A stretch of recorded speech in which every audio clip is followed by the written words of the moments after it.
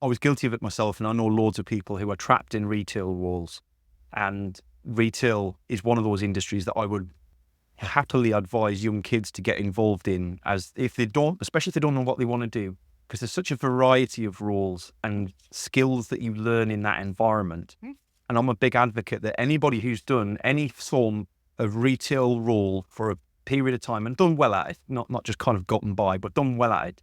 If you can do well in retail, you can apply that skill set to pretty much any job. And I've spoke with quite a lot of people, and the vast majority of people fall along the wayside because they want to get out because they're annoyed with their current circumstances and they know they've got more to give, but they just can't see themselves doing anything else.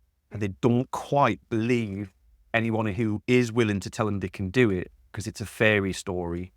And, I remember applying for roles when I was there, and like I was a store manager at the time, and I was applying for things that I thought were interesting, that I knew I could do because I could apply myself, but I didn't necessarily have experience in. One of them was like a show home sales manager. Right, I was like, I can do that with my eyes shut. I can sell homes till the cows come home because I'm good with people.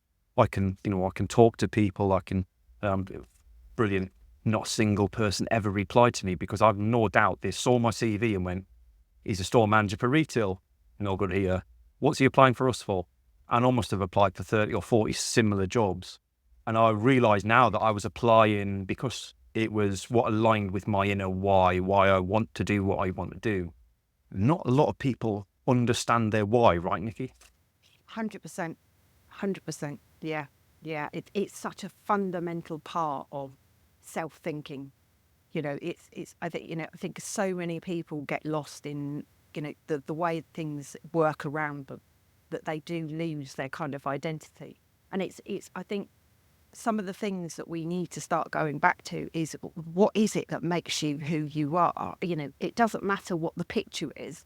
What is it that drives you as an individual? That inner drive and passion is why you can do these things. I mean, you're 100% right with retail. When I was a kid, I worked in Woolworths. Lovely Woolworths. I wish that was coming back. On the record bar, believe it or not.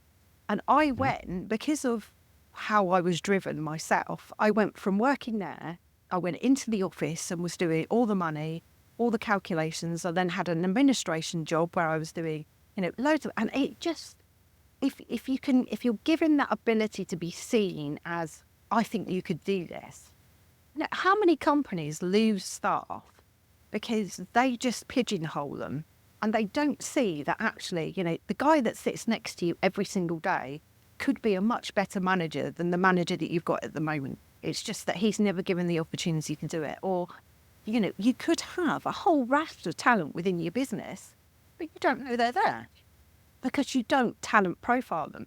You just have them as, this is a CV, these are the word matches, these are the experience that you've got, and this is what dictates who you do, what you do.